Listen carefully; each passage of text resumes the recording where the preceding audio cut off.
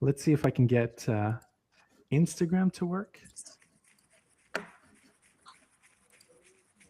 All right. Ask Rafa to open their Riverside tab. I am already, yeah.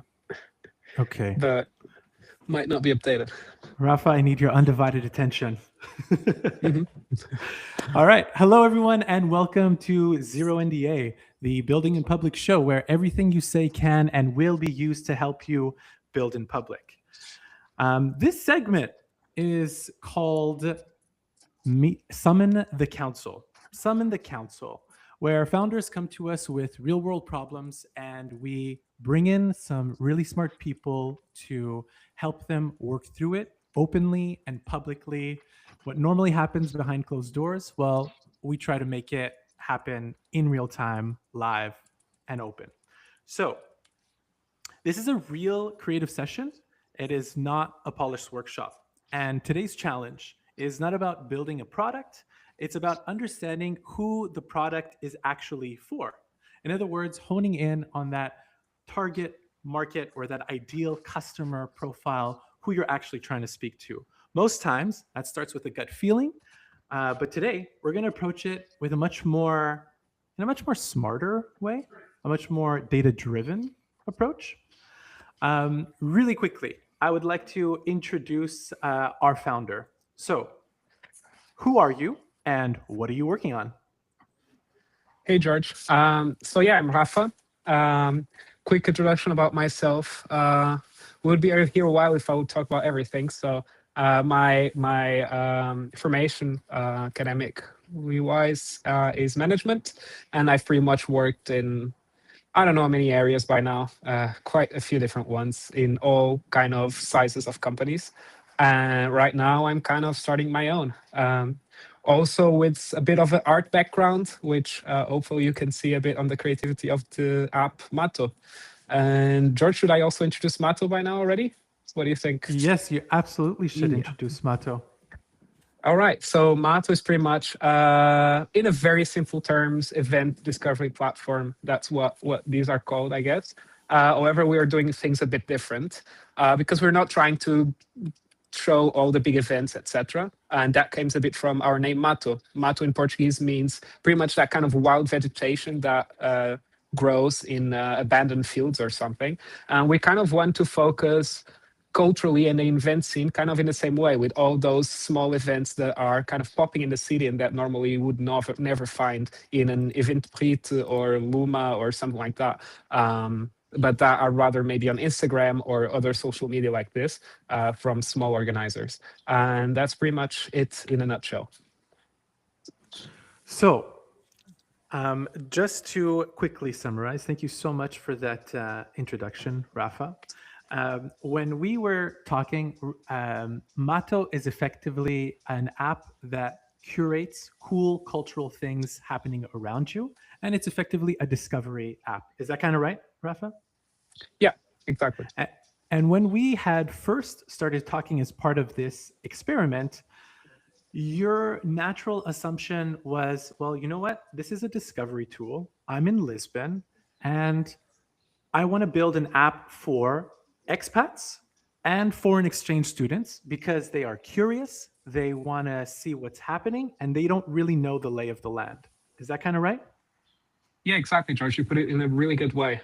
So our plan would always be to expand internationally, but since Lisbon was kind of our test ground and first city, we kind of looked around and saw who are the people that are actually more culturally dynamic, go more to events, etc. And me personally, I go to a lot of events, and maybe 70-80% of the people there, they're foreigners, either exchange students or expats. So we kind of decided to focus on that public. However, that has kind of changed a bit. Not per se with Lisbon, but now as we've been expanding, and by now we already had quite a few cities in the US, in Spain as well, soon UK, and it'll just keep growing.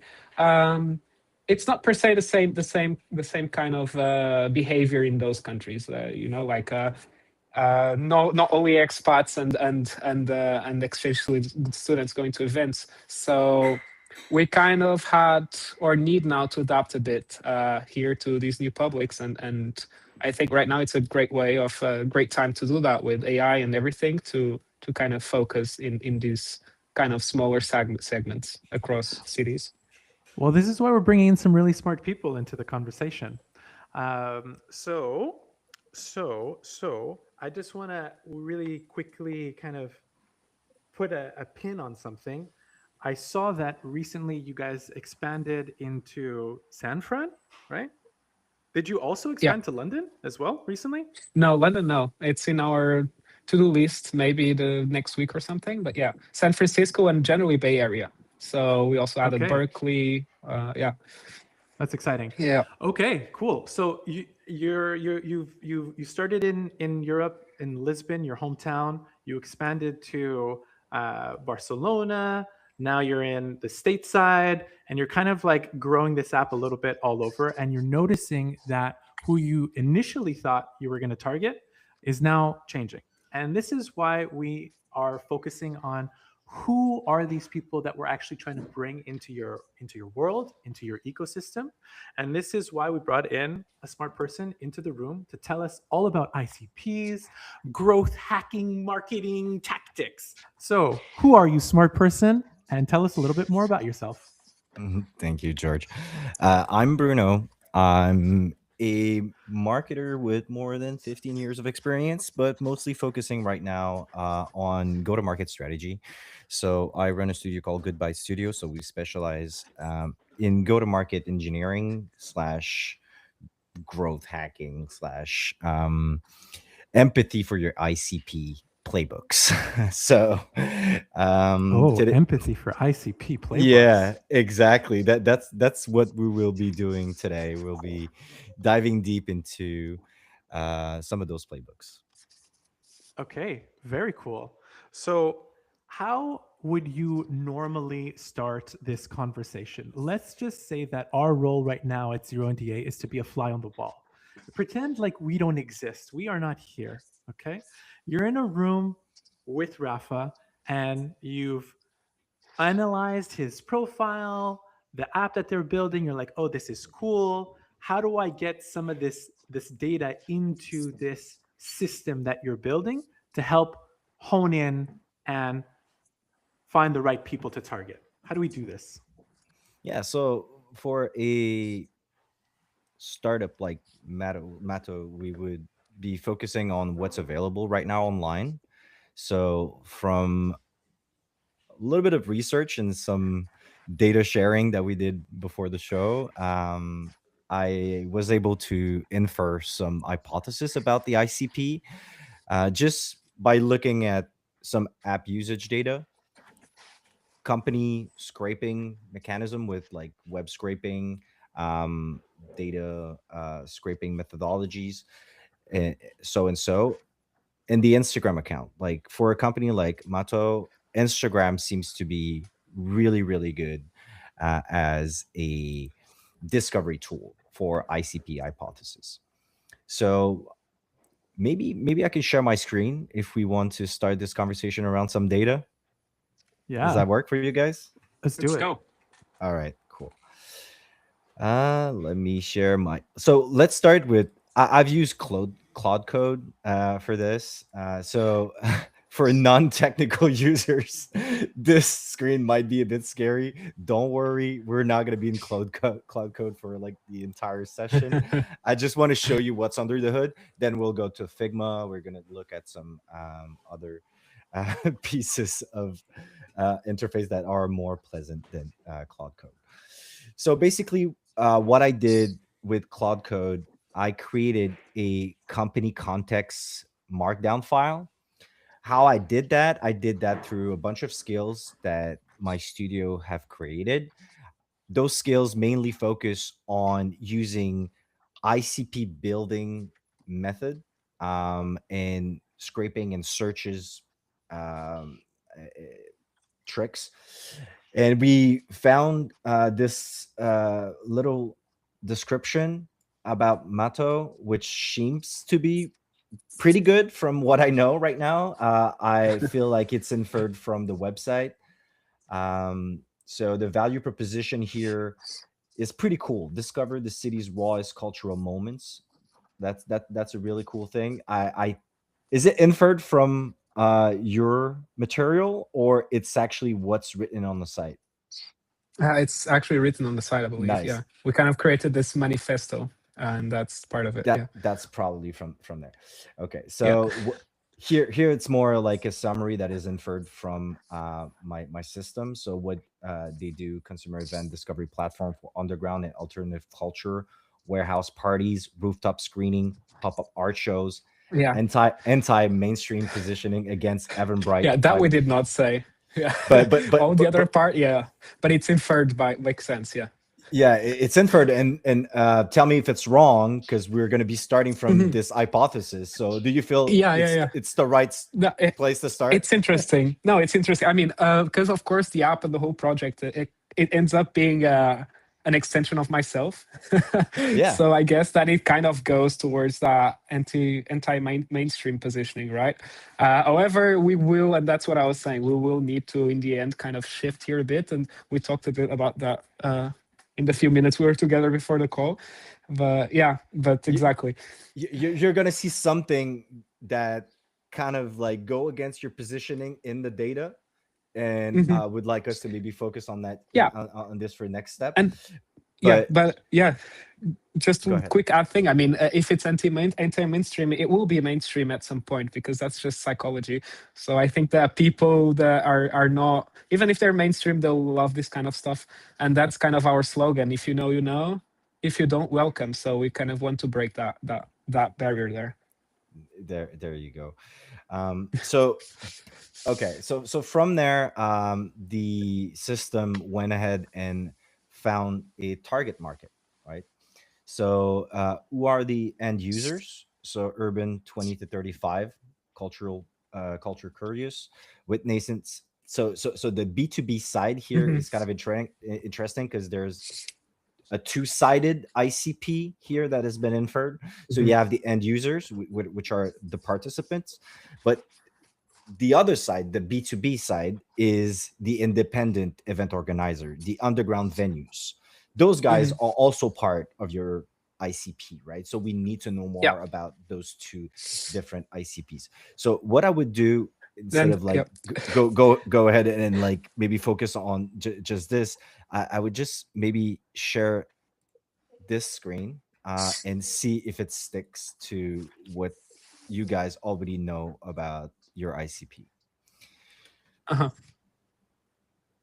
So what I have Yeah. here, yeah. Yeah, it's funny, but I'm because I let's see. I want to see what you have to say, and then we'll talk about Well, it. I mean, the interesting part here is that the data is only from what the app is saying and what Instagram is saying, right? So, Mhm. one interesting finding that we have here is that all of the B2B layer, well, not all of it, but most of it comes from Lisbon-based cultural organizers, which Mhm. is Which makes probably sense because yeah, if it's based on Instagram, right now our Instagram is only focused on Lisbon, so it makes sense. Yeah. exactly. And the different verticals we have, the organizers that are running nightlife, market arts, sport events, and that are currently dependent on Instagram and WhatsApp for discovery. From this list, because we went ahead and scraped the entire Instagram follower list, we inferred 47 account that could be classified as prospect organizers. So it might be clients that you already have, or people that might be considering you for organizing their event. And Mhm. the other side is just the rest, right? So I think you have something like 500 Yeah, close to something. 600. Yeah, So, 580 something. Yeah. yeah, let's say 600, right? um Out of 600, 47 of them could be classified as prospect organizers, right?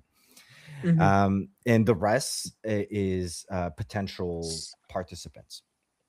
Um, so let's not talk about the participant, because we don't have a lot of data on them, right? Because I mean, I could go and try to infer some information about them, but we don't really know. They're interested. They might have been part of like some of the events you guys did, but I would like us to focus mostly on the organizer prospect side of things. From the data, we found 3 contradictions, and that's the interesting part here. Those are cool. Yeah, I'm reading them already, and yeah. So first of all, the brand is kind of like classified as like underground, anti-mainstream, and everything. But in terms of engagement, brand like sport and wellness seem to outperform everything else. And what do you mean with engagement here? Is it on the app, on the web, on Instagram? Both. Like interaction, like share, interaction with your content and interaction with your app. So that's really interesting. It might be just some sort of I don't know, anomaly. Yeah, I think, like maybe it's maybe there's that, a bigger gap there, right? We don't know. Event organizers of parties or whatever, they're advertising everywhere, so they want. But or maybe these sports and wellness things, it's more scarce. So when people see it, they're more attracted to engage with it in our platform because they don't find somewhere else. I don't know. George, just to understand from the outside. Yeah. So, okay, this is very cool. First of all, as a person who has never scraped anything, right? I find this very interesting. For me, this is all part of like internet lore, you know, scraping, data mining, yada, yada, yada. I have no idea what's going on over here. So this is cool. I love that you've built this tool that helps us have these like types of conversations. This is very fun. So out of your, and we're going to round up the Instagram followers, not round down, Bruno. Okay. This is like the rule of thumb, 600. So we've got 600 plus Instagram followers right now, MATO, and soon to be 6,000. And what you've honed in on with your tool that you've built is about 50 or so people who could be really interesting. Now, what makes these people interesting, and what is this part about sports and wellness? Like, these people have sports and wellness search history profiles. Like, what is that point exactly? Yeah. Okay. So the way I'm going to show you what's under the hood. Okay. So this is let's go back to spreadsheets and like data sets. So the result. Okay. So you guys are going to see the raw data that the AI is using here. Let me not share this coding screen. Let's share this one. It's going to be more pleasant for you guys. Let's see what's under that hood. Okay, wait, I got a sound effect. Oh. I'm already seeing like 10 friends of mine that were following it.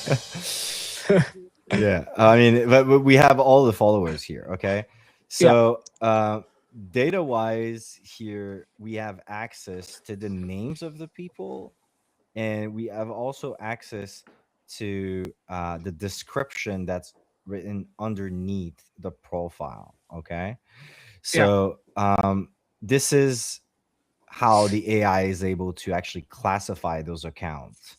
So when we say like event, artist, tattoo, it's just based on what the people are saying on their profile on Instagram.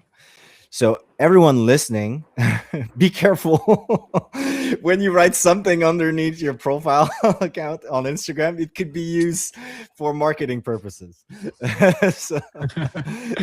so that's basically the raw data. Like, this is how the AI is able to actually infer some hypothesis about them.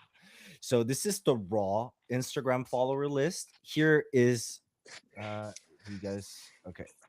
you guys see this one, the MATO organizer prospect list. Okay, so you see this one is a bit more detailed. Here we went ahead and gave a note and an account type for all of those accounts, and also went ahead and searched for their website if a website was available. If they had a link, not even like not necessarily.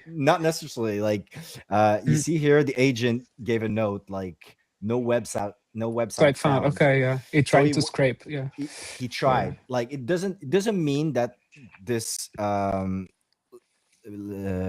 center Lisbon, like this bar center, doesn't mean that they don't have a website at all. It just means that my agent was not able to find the website easily, and it's probably Mhm. for multiple reason, like a name like center on Google, like just typing bar Lisbon center might have been hard to find something. So the agent just went ahead and be like, okay, I'm not going to waste any token Yeah. on this search and just say no website found. Of course, if the website is linked in Instagram, it's going to be way easier because the entire searching process started from this Instagram follower list. So you see how it worked. And from there, from all of those search, the agent was able to actually give an account type. So this is really interesting for us, right? Because right now we're trying to find some some trends around like how your product actually stick with certain type of audiences. And it could mean just because you guys did more bar venue, you're going to have more bar venue type of accounts following you. If you have more cultural events, you're going to have more cultural organizers, like event organizers, all of those guys, right? So this process is really, really interesting because even from a really small substrate of data, like I only have 47 accounts here, we can go ahead and classify them and see if there's any trend, right? And see if there's anything that could be meaningful for us, positioning wise, messaging wise. Do we want to run Let's campaigns get on to those the guys? juicy part, Bruno. Get to the Yeah. juicy part. Show Yeah. me what's happening. I'm gonna drum roll it.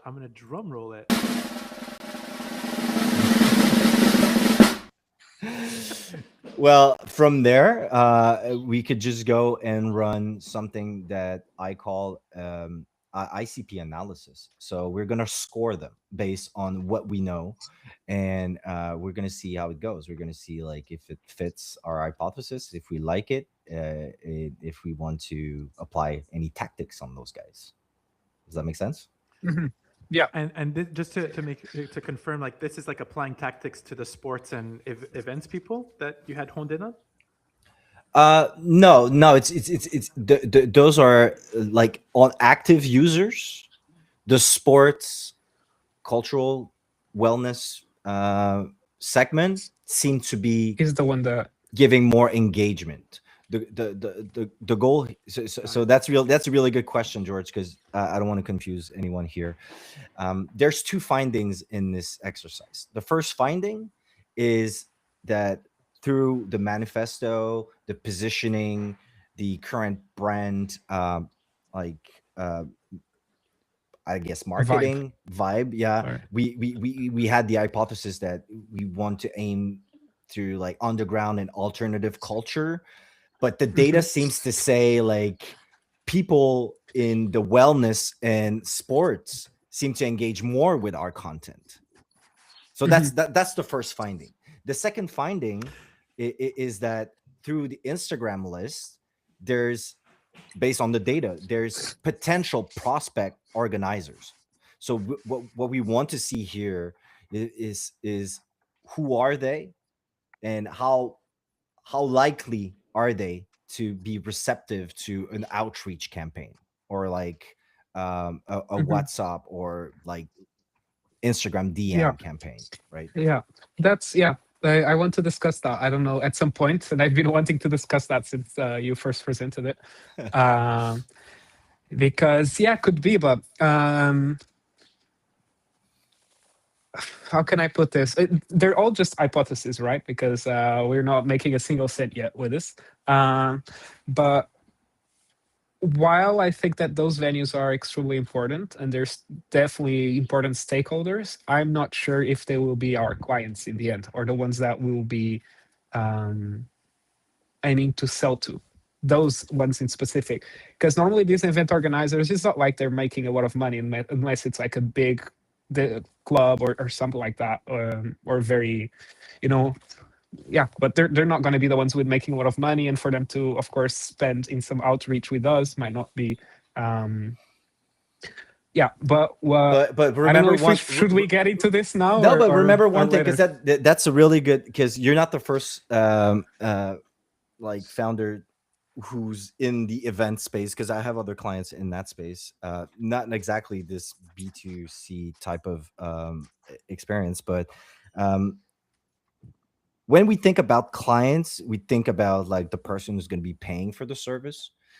Here, I'm more thinking about a little bit like the social media type of approach. Like the more content you have, or the more people on platform you have, the more value your social media platform has. Like that's kind of what I see here with the event organizer. The more event, the more quality events, the more curated and the more like aligned type of events you have, the more likely you can bring value to the people who are going to be Yeah, absolutely. on the With that, platform. I completely agree. That's the point. That's the So, main point. Yeah. so that's the interesting part with the event organizers. It's to see what are the trends, like who are interested in your platform and why, and how can we speak to them, and how can we scale those relationships.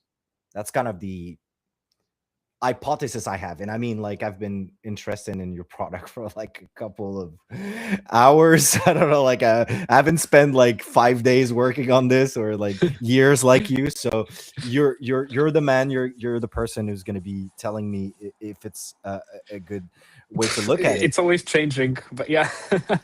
Every week it changes almost, but yeah. From my experience, like what we need to be focusing on is how can we learn from the data, and how can we scale those learnings, right? Because there's something there, like there's a trend that the data is showing, and there's also some key messages that the data is telling us. So maybe we could try, like, are you open to the idea of just like going ahead and score this list and see if there's any relevant findings for you? Yeah, Okay. absolutely. Let's go. Okay, let's try this. Yeah, let's dive into that list. And when you guys aren't talking, can you try to mute your microphones? Otherwise, we do a lot of switching between viewers. So if we can get into that little practice, I should have told you that Sure. before we went live. Sure. While the system is doing the scoring and the scraping, maybe Rafa, you can tell us about some of the hypotheses you have for your go-to-market, and then we could go and look Yeah. at the findings. Yeah. So what I was gonna say is exactly that. I think those venues are they're gonna be kind of the core of our app, because in the end, I mean, it is what it is about. We want to show these smaller venues, but of course, I know very well that funding is low, and to kind of invest into something that would actually be profitable for us as the app would not be would not really be a great option as like main client.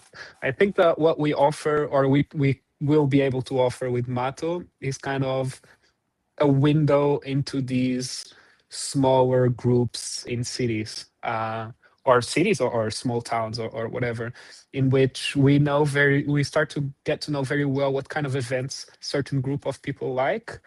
And then let's say, for example, let's give the example of the anti mainstream vibe that we've been going so far. And let's say that we have this big group of people that are more into this anti-mainstream things, and then we have a big brand. Let's say, let me try to remember one that might want to.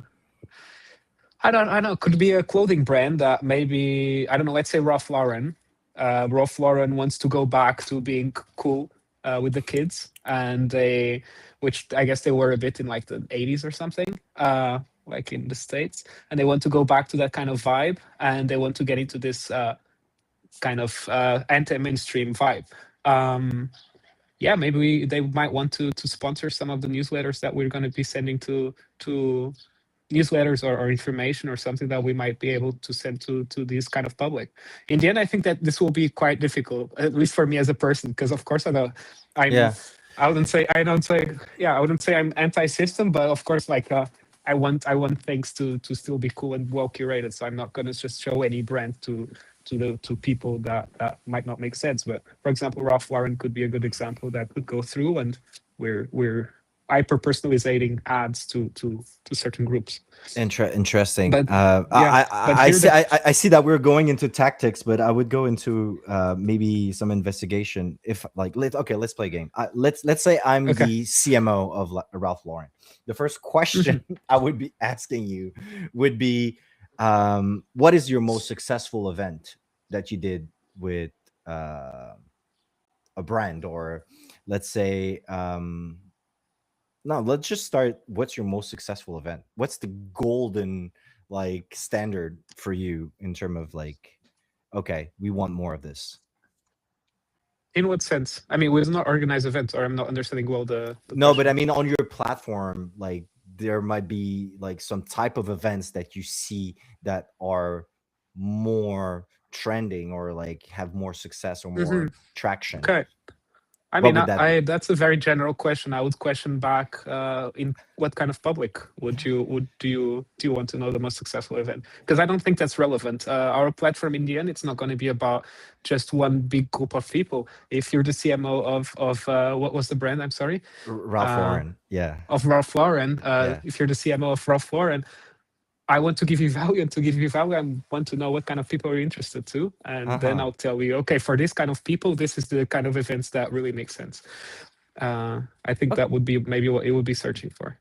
Okay, because I mean the bottom of the question was about the positioning of the app and the type of exactly and the type of events that people are looking for in the profile of your audience, basically, right? Yeah, exactly. For us, that's going to be the main thing, and we haven't started working on it. I wanted to start working on that this week, but yeah, some stuff is still not finished yet that I've been working on. But will be about hyper personalization in the end. So every person that will open the app will have a different thing showing up. So because we want to show you what you think we think you like, right? So if you're a 45-year-old mom that wants to go with their kids to do something, mom or dad or family, we want to show you like that kind of, and we have like a kids section. And if you are a 23-year-old university student that likes to party, we're going to show you that. And that's going to be what I think would be very hard, because this is exactly what we were saying, what we were talking about before, which is, I don't know how to construct a brand that will cater to everything in such a deep way as brands that can focus on a certain target do. I feel that would kind of be the objective. And that's my opinion, and I encourage you to disagree and maybe push back on this. But I feel like your positioning right now is kind of your product.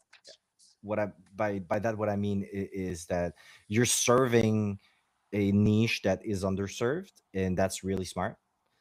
So I feel like we need to kind of see what's sticking within that niche and how can we expand on showing this niche to more relevant people, instead of like doing the opposite, like asking ourselves what people want to see and show it to them.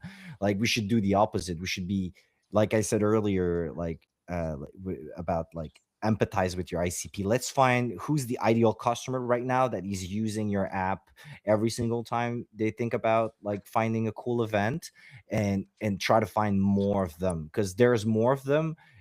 And the more we empathize with them, the more we can curate the type of content that would be relevant. And that's why the prospect organizer playbook could be interesting, is by getting those prospect organizer a little bit more insights on the type of audience that you guys have and the type of content that is relevant to them.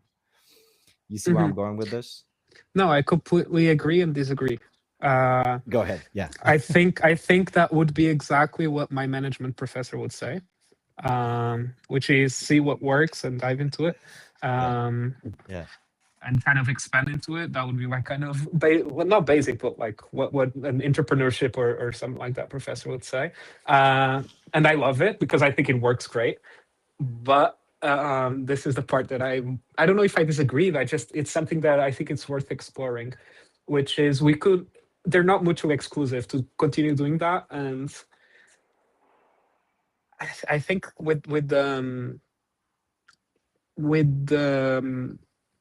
capabilities that we have access today with AI and everything, we can much more easily do both than what we could do before. So a product nowadays can be so hyper segmented that we would never even dream about this maybe definitely not 10 years ago. And it's, yeah, George, I don't know if you wanted to say something. Yeah, I do. I want to jump in here because I feel like we're gravitating around two big ideas. And sorry, I think my microphone changed, so you're probably hearing me from my laptop now. I hope it's coming in okay. All right. So what I'm hearing from Bruno is we should niche down, and what I'm hearing from Rafa is that I don't really want to niche into a specific subset right now. I want to kind of keep it a little bit more broad and open because it depends on the type of event. Am I hearing this right? Are these the schools of thought that we're gravitating around? It is kind of my understanding in a simple way, yeah. In a simple way. Okay. So I think we need to take a step back and really hone in on the insight. One, I want to hone in really top level on the insights that Bruno brought to the table, because I think we only really covered one of them. And then on the next part, I would also like to hone in on, Rafa, you started with expats. You kind of opened it up to be a little bit more broad. Is that the thinking, or is there specific things that you've discovered along the way that makes you think differently, that makes you think like, this is like what my professor would do, and this is what real world experience would do, or this is what my gut feeling would tell me to do? I don't even know. I think, what do I think? How can I put this? I think that we might not be even, how can I say? They're just two completely different ideas. So I owing on my assumptions that I can hyper personalize everything, then kind of the rules of the whole game change completely. And I think it depends a lot, and that's just theory, I think. But how can I put this into words? They would just be two complete games, so or two completely markets of being able to or just not being able, but rather the opposite of being constrained to focus on just one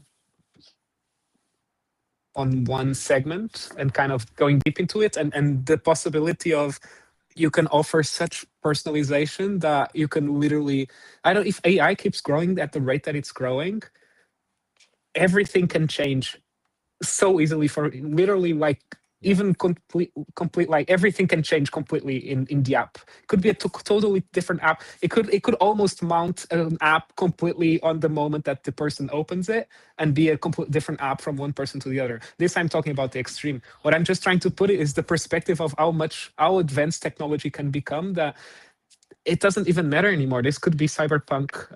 Is it cyberpunk that you call, right? Like complete, you know, does this make sense? Well, the idea here is that yes, technology is going to change and we can adapt to it, right? But I think that that's an even bigger hypothesis than the one we're exploring today, right? So have you, from what you've experienced, right, has there been like a demographic that has emerged that is a little bit more active with what you've built? Is it still expats? Is it a little bit different? Have you different insights?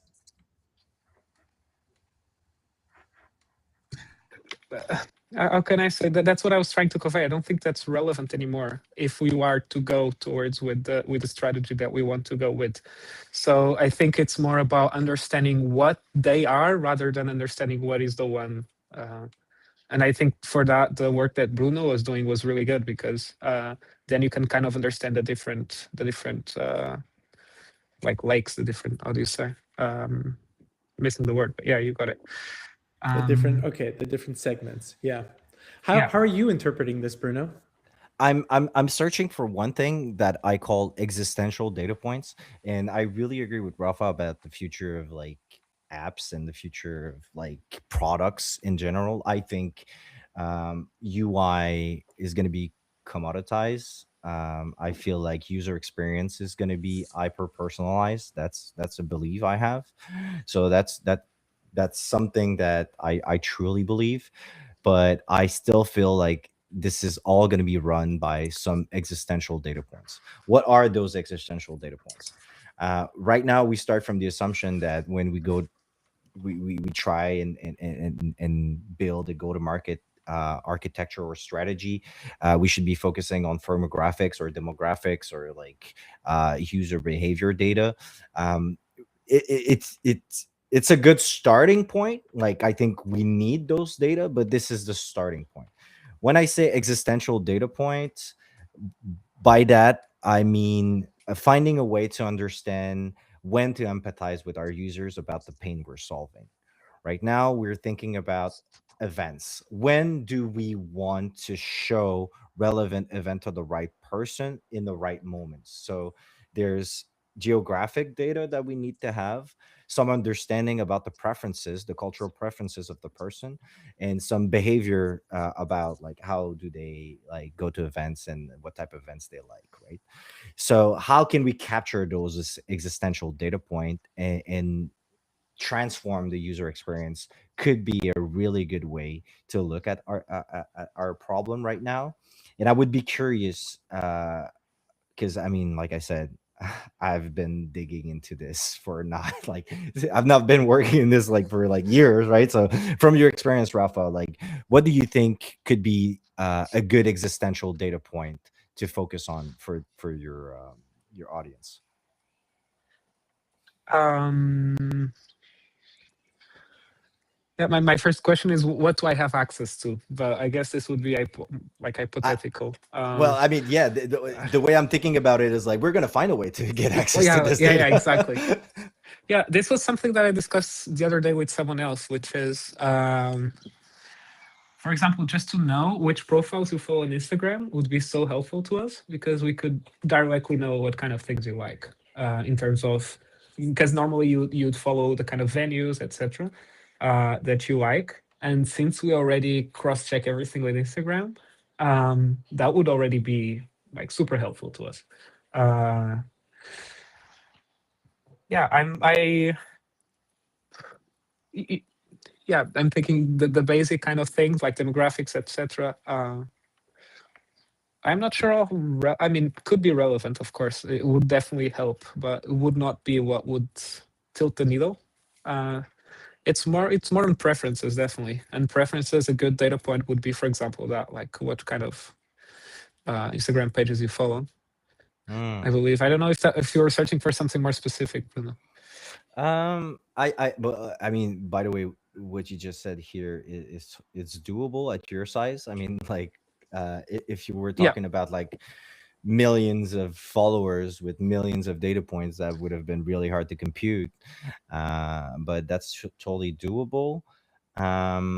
What would you do with this info? Let's say we go ahead and find this answer. Like we know the type of events they know they like, and like what would you Mhm. do with this info? How would you take action? That's what I need to figure out this week or next week. But Okay.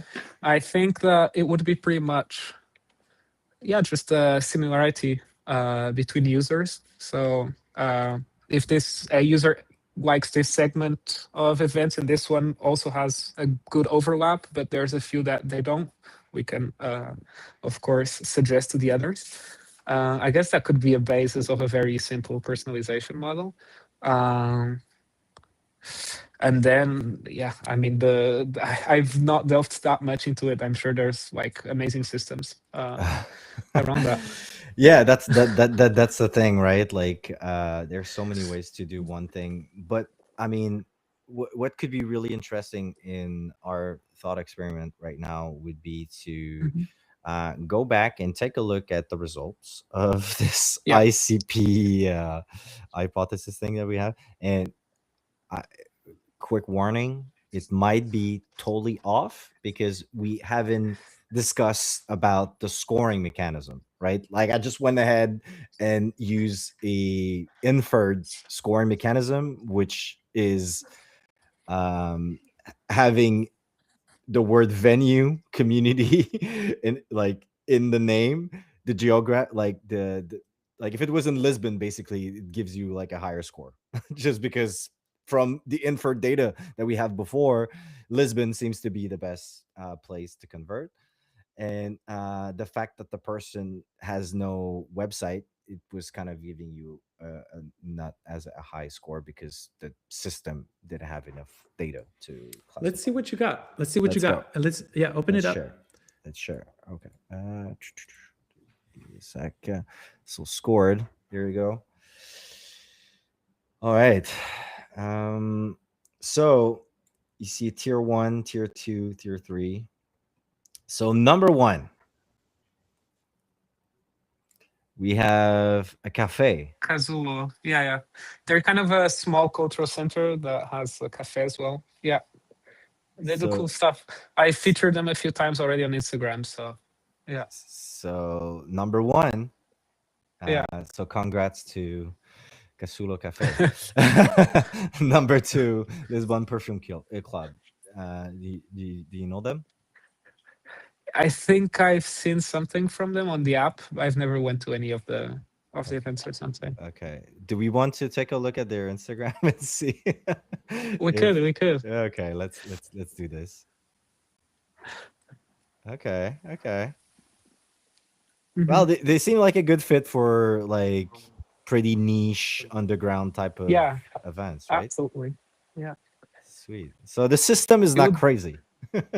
Yeah, no, it would definitely, and it's the kind of thing that people will be like, "Oh wow, I didn't know about this. MATO is awesome." So yeah. Wait, go back to that list. Yeah, I like seeing that list. I think that really helps us ground the conversation into like reality. So from what I'm seeing, these are the people that are most active on MATO right now, or that have been featured the most. Like, what's the connection? No. So the scoring mechanism here was inferred by who we think could bring the more value to the MATO ecosystem. Because remember, we need 2 ICPs. We need the participants and we need the venues and the organizers. We need the people publishing the venues, right? So the system is kind of telling us like those are the places and the type of organizers that could be a good fit for what MATO has to offer. So what's the thinking here, that we would like approach them and we would... We're not there yet, but we can go there. Let's get there. Yeah. Okay, we can go there. But before going there, I like to take a look at who are they, so we can think about the right approach, right? So right now I'm seeing a little bit of a trend.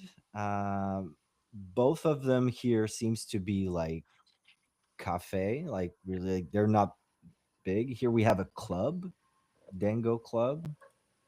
No, that's like party organizer. They don't have per se a physical space. Okay, so they're event organizers. Okay, sweet. Yeah. Do we know if they've used the app? Do you know? I don't know, but maybe they sometimes they comment. I don't know if they comment, but I think they normally like my posts and stuff like that. Yeah, they interact, they engage with us, but not. Sweet. Then we have... I'm not sure if they downloaded the app. I'm sure we can find out. We have Sinners. Yeah, there I've never been. I think it's a cocktail bar. I don't know. What does it say there? Open till doors open. Okay. So cafes, bars, Lisbon ceramic market organizer. Market organizers. Okay. So to answer your question, George, how can we target those guys? There's multiple ways. So I'm gonna put my marketing hat on. Well, it's more like Mhm. it's not so much like coming up with a strategy for each one of these people. It's more Yeah. like, what does this tell us, and Yeah. how, from a broad perspective, would we go about making these people feel like they're within the community or the ecosystem, right? Because if these are event organizers that have a high likelihood of engaging with the current MATO ecosystem in some way, shape, or form, then there's alignment, right? Yeah, So is the idea I have to an nurture idea. that relationship? Yeah, I have an idea, and I mean, it's not growth hacking. It's not like marketing at scale. It's really small, but at the same time, I feel like it works with your brand. I feel like just starting to focus on how to create nice event as content, like, and using those guys as potential partner for that type of content. So reaching out to them, being like, hey, we really care about quality events that are underground. I feel like you guys are a good fit to talk about this, and start to create content with those guys could be a really good start for like a little bit of like a brand ambassador type of play. Could be interesting. Instead of like seeing them as client, you see them as partner brand ambassadors, and you engage with them for content creation. That could be an easy win. It's really easy to just go in their DM and be like, hey, we have this idea about creating content about like uh, nice underground events, and we feel like you could be a good fit. That's a good way to approach them.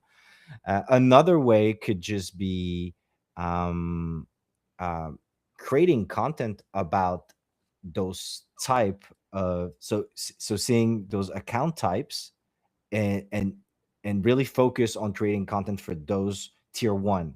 So content focused on, so this is a content strategy thinking that I have right now. But so I'm creating content for music organizer, content for cultural space, for market organizers, right?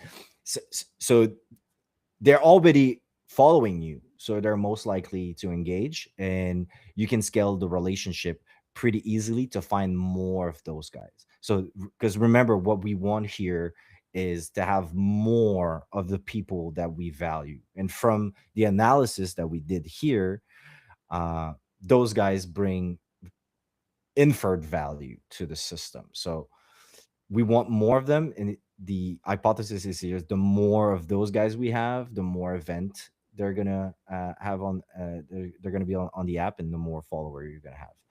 So this is just like the like So a really quick tactic that we can use from this data. so from what I'm hearing right here is that, okay, we've honed in on some data points where your system, Bruno, has surfaced people who, event organizers who are likely to engage and interact with like the MATO ecosystem. Um, One hypothesis is to create content that's specifically geared for these people so that they start engaging. Another idea is to create a partnership type of network for these people where you can have like a larger ecosystem. Yeah. Rafa, have you gotten into the game of like specific niche content or specific partnership yet? Could you be more specific? I'm not understanding. Like, have you started making content that is specifically targeting these types of event organizers, for example, so that they interact more? Have you started creating a partnership network, or is it really, are you a fly on the wall, just still curating events and grabbing what you No, think is yeah, interesting? just fly on the wall. Also because our whole strategy, and I don't know to call it business model already, but our what we have in mind for our business model is really focused on scale. And so if I'm gonna be interacting with these local venues, everything would need to be an automatized process. I'm not gonna have, it doesn't make sense to have people working on this, at least not for the core part of the business. Because the idea is that So you're either I just could, like trying to open up markets right yeah, now. Yeah, that could be very interesting, but the overhead would be quite big. I want to have one person working on sales that is talking with a big brand, knowing that we have access to tens of thousands of people that like exactly what they like and open and religiously see the things that are happening on their city through our newsletter. Uh, and we can just do one big sale rather than try to focus on the small venues, I think, or at least that's kind of my thought process so far. Well, I totally get the pain here, and it's quite common. Like, I mean, we don't want to just have people DMing other people and have like ton of work and like just maintaining those partnership. So maybe what we can do is just use this scoring mechanism and thinking as like a system that we have under the hood, and when you hit a certain score, we trigger an automation, right? To just put that in the content bin. Let's say we have this content creation machine that is all Yeah. AI powered, right? Like AI content creation is just slop when it's not like connected to the rational of how we want to grow the business. Here it's a really good use case of using this scoring mechanism in order to inform the content creation machine to create the right content for the type of people we want to have more on the platform. Yeah. Yeah. So I think that could be very cool. Yeah. So this could be done really easily with a system like this. Yeah, I think that's very cool. Yeah. Yeah, that's a really interesting way of thinking about it, for sure. Yeah, that would be definitely more useful. Because you see here we have more rational, more thinking about how it was scored. So number one was scored pretty high because he was already listed on MATO as an event organizer. So we know they went ahead and used the app. So they already like champions. Recurring workshop, and we already have a lot of info about them. So let's say like you're someone that is using the app, you already have like the first part of the funnel figured out in terms of scoring. Once that is done, we create another part of the system that is connected to type of content. Let's say, is it a post, is it an image, is it like a story, is it like, but it's all like classified in the content machine for people using the app, right? And the more people use the app, the more data we have and the better the content the machine can create, right? So so that's something that could be done really easily with a product like yours. That's cool. I feel like that's a really great place to start tailing off the conversation, because it's an actionable item. I really didn't expect it to go there, but I really like the system that you've developed, Bruno, in the sense of at least it gives us some sort of like actual grounded data targeting to start creating content or interacting with people who are potentially not on our immediate radar, right? The immediate radar, just to bring it back originally, was, hey, MATO is a discovery app for cool cultural events happening around you. We are naturally going to assume that we're targeting expats and foreign exchange students, right? But what you've shown us is that with a couple of easy data hacks, you have honed in on a few people who either regularly use the app or are more aligned with the type of events that are curated for the app. And so now, depending on a ranking system, you can start creating a more automated content pipeline, or at least even like a human also pipeline, if you want to really like target specific people, that can really help you strategically grow your adoption, at least the ecosystem, right? Because we're not really thinking about people coming in and adopting it. I feel like people will naturally come in if they want the cool discovery tool. It's more about what are the cool partnerships and events and things happening around you that you can nurture to bolster the kind of community effect that MATO can bring, right? You're bringing the people, they're creating the event, and there's the exchange, right? 100%. Okay. Okay. Well, I think that's like a really great place to start wrapping it, and also I think we've started recently a Discord channel. We have started a Discord channel, and you can find that on our website 0nda.com, where I think it would be very cool as a thought experiment and as an actual experiment to see if, Rafa, you guys want to implement some of the systems thinking that Bruno has cooked up and see if we can actually create that, like either content flow or that partnership flow, right? And maybe there could be some interesting collaborations that get sparked up. What do you think? Yeah, I think that would be cool. I like it. It's as Bruno was saying, this has a few data points that he was able to gather in a few hours. So I think it could, of course, become more robust. But I like the idea that he was telling now towards the end. I think that would be quite useful. And it would be kind of what we would be looking for. And it could help us quite a bit with our content strategy. And not only, but yeah. Yeah, absolutely. Absolutely. Especially just to create that automatic pipeline that's a little bit more targeted than it was before. I think that's like a really interesting approach. Very nice.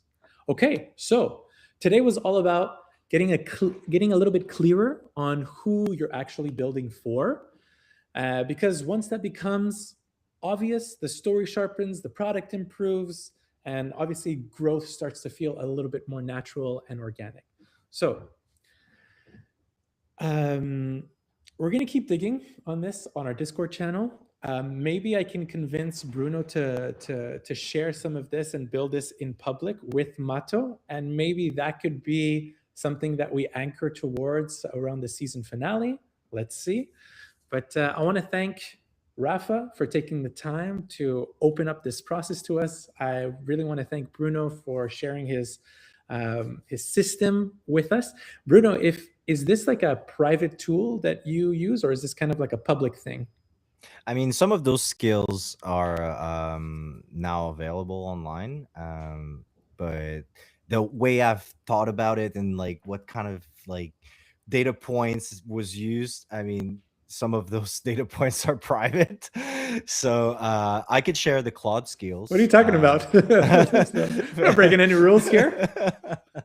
Yeah, I think like the Instagram scraping thing is kind of on the. Ugh. I've used a tool called Phantom Busters. I mean, it's legal. I mean, I'm not breaking any rules here, but I don't think we Don't can build incriminate yourself, Bruno. No, but I mean, it's available. Phantom Buster on like, I mean, shout out to them. But I don't think it could be integrated within a product, for example, right? So Right. yes, I'll be sharing some of my skills, but I'll keep the private data private. Yes, let's keep the private data private. It's more a question about implementation Yep. and systems thinking than it is like sharing user data, right? Yeah, That's like what the process is all about. Okay, thank you guys so much for taking the time. Everyone around the world tuning in right now. We're in Lisbon, Montreal, Quebec City, stateside. So thank you, and we'll see you on the next episode of Zero NDA. Thanks, guys.